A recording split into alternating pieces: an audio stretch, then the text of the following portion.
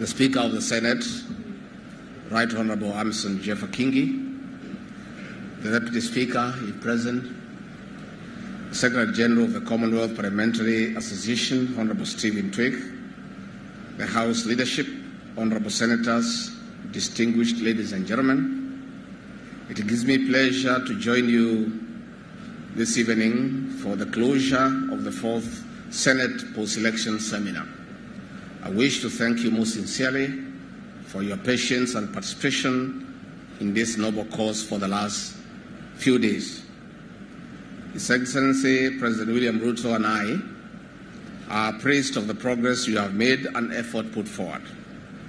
Honourable Speaker, Honourable Senators, during this seminar you have exhibited great enthusiasm and interest in learning, sharing valuable experiences, and keen to benefit from the rich presentations and discussions led by our distinguished resource persons from diverse parliamentary jurisdictions, notably Australia, Canada, and South Africa.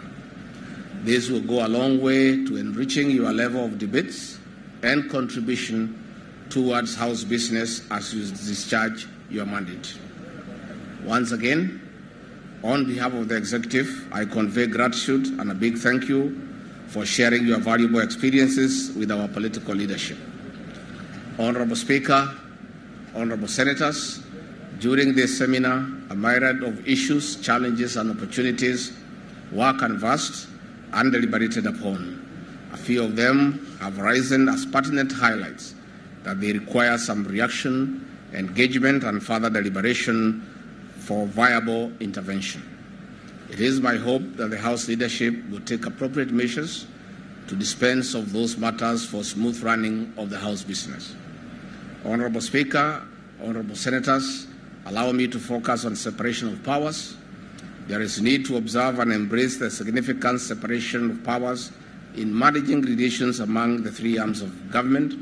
And on this note, I urge sobriety and mutual relations towards our common purpose, that is delivery of quality services to the people of Kenya.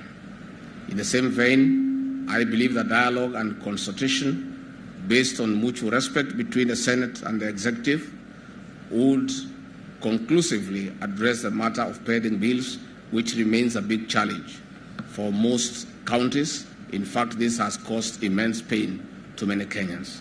It must be resolved once and for all.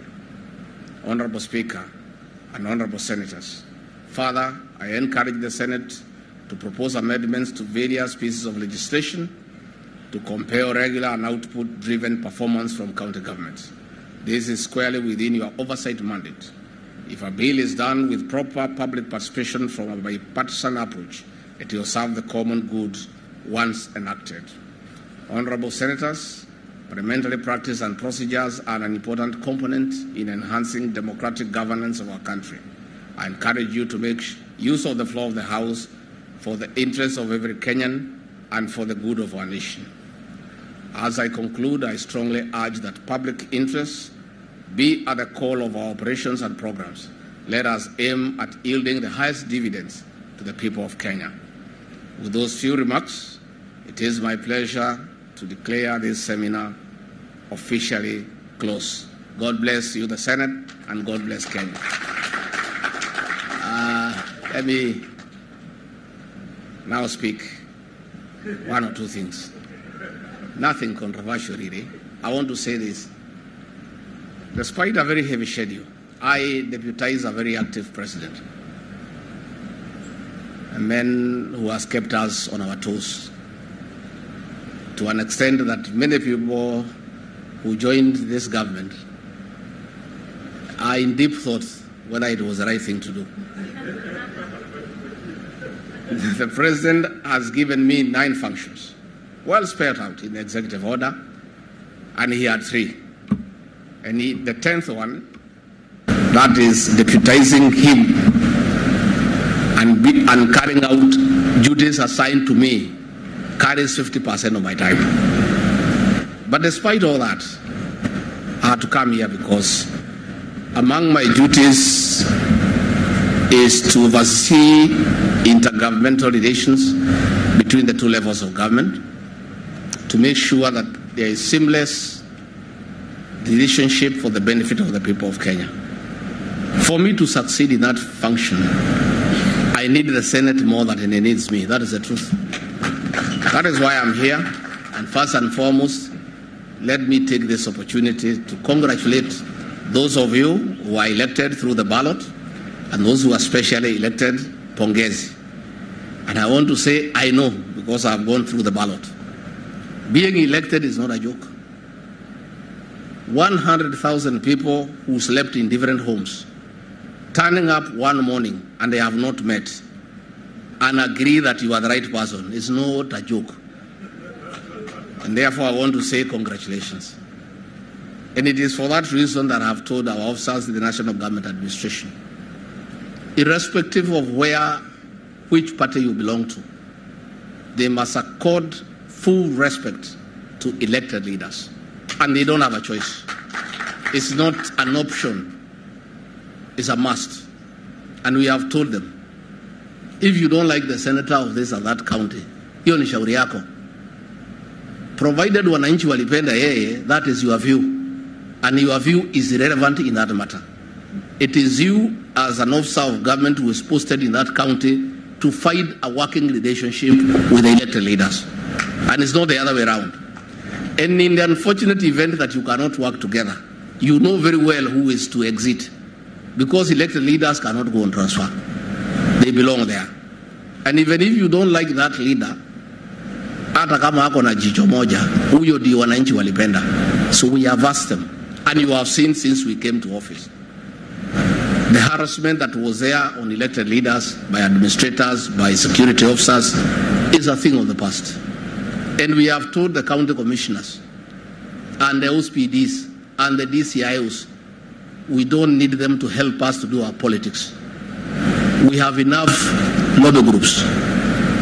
Friends of Ruto, Wamama na Ruto, Walebo na Ruto, sijui nini. We don't even know what to do with the people who are helping us with politics. We have told administrators and police to do what they are paid to do and keep off politics. And we have told them, in any case, it's only somebody foolish who can ask them to help you in politics, because where they tried, they failed. So if you try to get people who cannot help you, you are going to fail. I want to say that the role of the Senate in making devolution work cannot be overemphasized. And I appeal to you in a very robust manner to oversight the county governments and make them work and make sure that every cent appropriated to them is used for the benefit of the people in your county. Please, that is a duty that you have. You owe to the electorate, you owe to God, and you owe to humanity. Please oversight the county governments, but do so with responsibility. I also want to add that the issue of unbundling the devolved functions of the counties is one thing that President William Ruto, in his inaugural speech on 13th September in Kasarani, committed his government to do so. We have scheduled a summit meeting followed by an informal retreat with our 47 governors next week to discuss this matter and conclude it at that level. And to precede that decision, in the supplementary budget, we have proposed 90 million shillings that the IAG TRC have asked to facilitate them to unbundle those functions. And you know, once unbundled, resources follow functions. So that is something that we have a commitment, and next week we are going to do it. Why the President has agreed to sit with the Senate, with the governors, for 3 days informally, it is because of his level of commitment to the success of the devolution. Before we came to office, the summit was never convened, and many things that would have been dealt with at that forum were not done. We have committed ourselves to have the summit meet regularly. And again, we are going to have informal discussions One of the things we want to agree with the governors is that this issue of going to court between the two levels of government is unfair to the people of Kenya. The lawyers of the governors are paid by the people of Kenya. The lawyers of the national government are paid by the people of Kenya. It is a loss to the people of Kenya. And most of those things we can agree by sitting down and talking informally before we can formalize them. I'll be extending an invitation to the Speaker and the House leadership to come and also talk to the governors and have an interaction, so that if there are issues that you think you need to raise at that level informally and that can help in creating a good relationship, you'll have the opportunity to do so. In Mitas IBEC that I chair, I agree with the bullfighter, my good friend. It is the role of Parliament to appropriate funds. All we are trying to do is to be decent. We are trying to see whether we can arrive at something that is acceptable to everybody, so that when the matter comes to you, your work is much easier. The previous administration had encouraged the National Assembly to view the Senate as their enemies, and that is not the case and should never be the case. Our leader here of majority and the chief whip know they have clear instructions from the president that the Senate and the National Assembly are not enemies. The leaders of the National Assembly are properly guided that they must seek a good working relationship between the two houses of Parliament for the benefit of the people of Kenya. We therefore believe that most of these things can be sorted out where the two houses are not antagonistic. And that must start with the President and I by respecting the Senate, so that our leaders in the National Assembly can follow suit. You know when the leader shows Madharau, the junior people just follow suit. All these county commissioners who are disrespecting elected leaders, it is because that disrespect was being shown openly. Leaders were making abusive remarks about elected leaders in the presence of the civil servants. So they knew that is the official policy.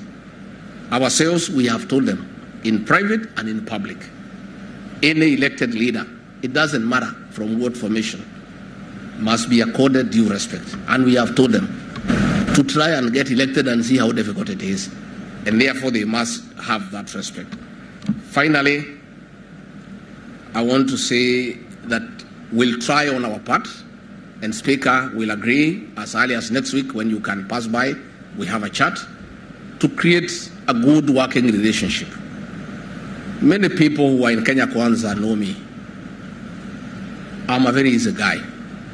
Those who are not with us, please don't believe what you read in the social media and in the other media about me. I'm a very easy guy. I'm a guy who have come from nowhere with nothing to where God has put me.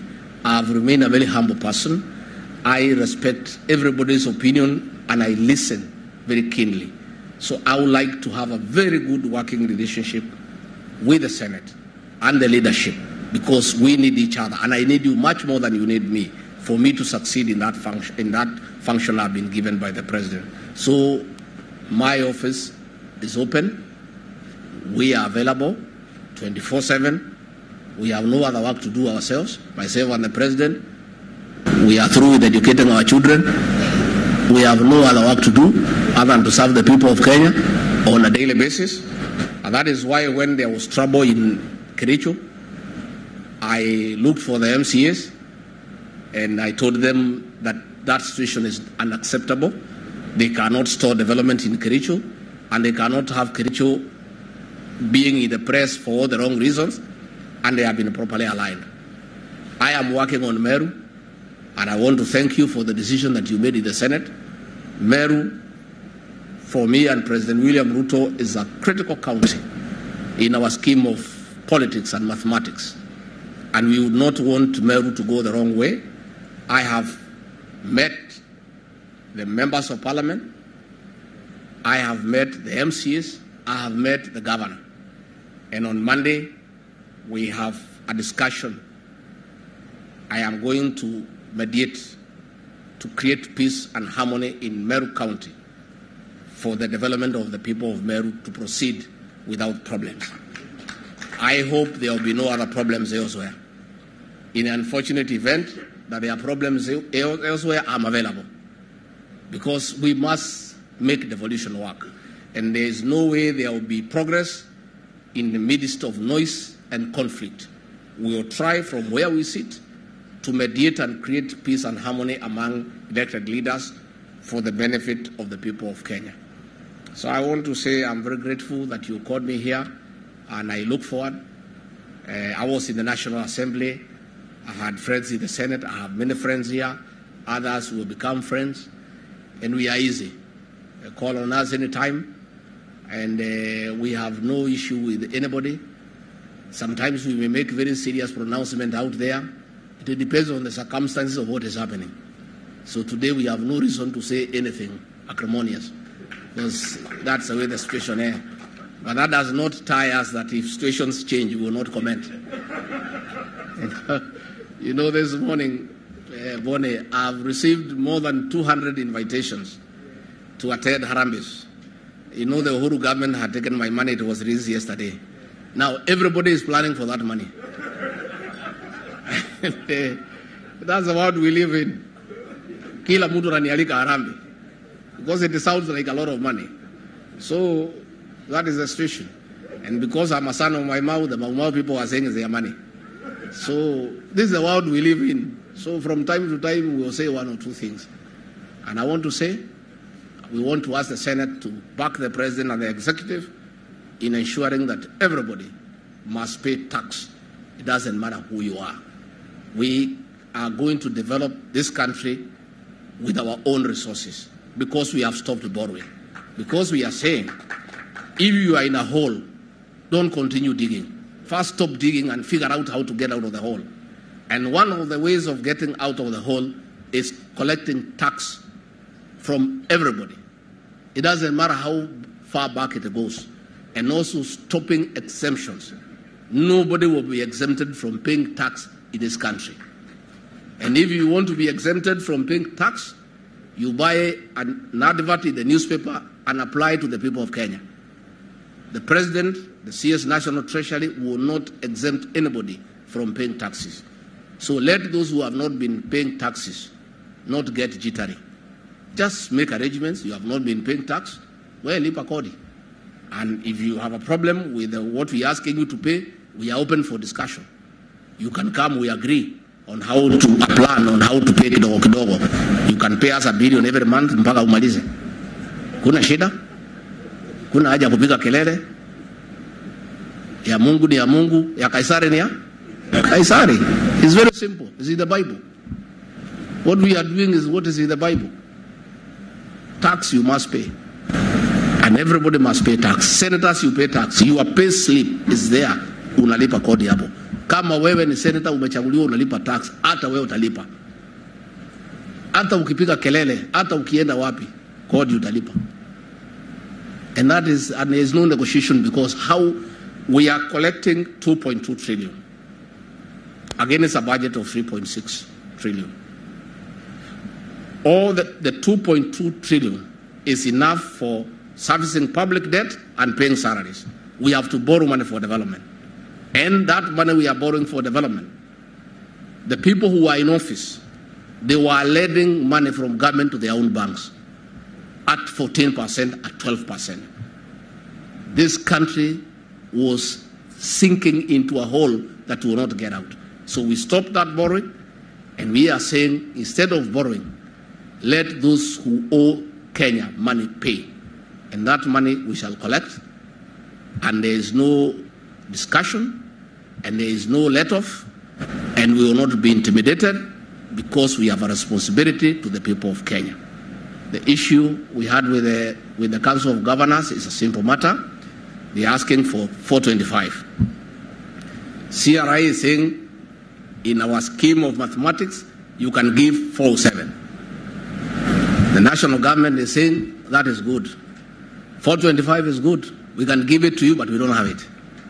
407 is even better, but we don't have it. We only have 380. So it's enough for servicing public debt and paying salaries. We have to borrow money for development. And that money we are borrowing for development, the people who are in office, they were lending money from government to their own banks at 14%, at 12%. This country was sinking into a hole that will not get out. So we stopped that borrowing, and we are saying, instead of borrowing, let those who owe Kenya money pay. And that money we shall collect, and there is no discussion, and there is no let-off, and we will not be intimidated because we have a responsibility to the people of Kenya. The issue we had with the Council of Governors is a simple matter. They are asking for 425. CRI is saying, in our scheme of mathematics, you can give 407. The national government is saying, that is good. 425 is good. We can give it to you, but we don't have it. 407 is even better, but we don't have it. We only have 380. So, if you want to hang us, we are helpless.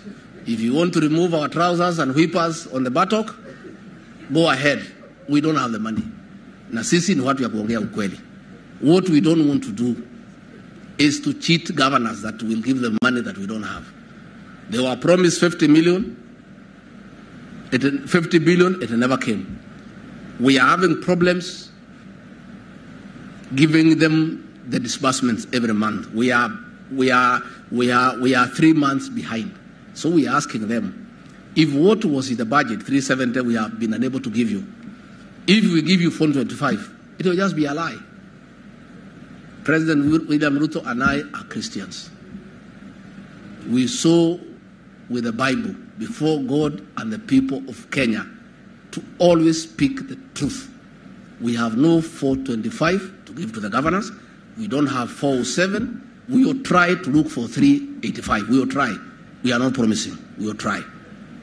And one of the ways is to collect taxes. So, nyinyi mkiona tunapigiwa kelele kwa tax, nyinyi msiingie kwa hiyo kelele tu, mnyamaze if you cannot support us. You don't have to support us. You can just keep quiet. But we will try what we can do, and we have told the governors, if we succeed in increasing revenue from 2.2 billion to 2.2 trillion to 3 trillion, it is public information. We'll just sit again with the calculators, and all our phones have calculators. We just make sure you put a new battery so that you get the right numbers. Then we sit down again and calculate, and we'll give you your percentage. But right now, this is a figure, is what we have. Take a calculator and see what you can get. It is that simple. So when the matter finally comes before you, please look at all the factors, look at what is possible, look at what is not possible. You are elected leaders, you are responsible, and make a fair decision. Don't force us to give lies. If you force us, we shall lie, because you are our bosses. Nyinyi ndio wenye kusema kwa mambo ya appropriation of funds. If you even decide you force us to give them 500 billion, ni sawa. Lakini itakuwa ni udanganyifu na uongo. Na hiyo President William Ruto na mimi, hiyo maneno ya uongo, mtu samehe, hatuwezi. We are not able. Sisi ni watu wa Mungu. Mungu alitusaidia tupate hizi viti, na hatuwezi kuanza kumchanganya na mambo ya uongo, because ni dhambi kuongea uongo. So as the matter comes before you, apply your discretion. Kindly take into consideration the state of the economy, take into consideration the revenue levels and our obligations in public debt, in salaries, and all that surrounds finances, and make a fair decision that is implementable and that will be beneficial to the people of Kenya. With those very many remarks, once more, I want to say thank you very much. May God bless you, and may God bless you abundantly. Governor, you have said whatever little money that we have, we spend here. If you are targeting that 2 bill, I have not been given, because the court order has not yet come. I hope you are not targeting me. So whatever little I have, I'll spend here. Lakini sio ile ilikuwa kwa gazeti hiyo, hakuna. So tumeshukuru sana, asanteni sana na Mungu awabariki. Thank you very much.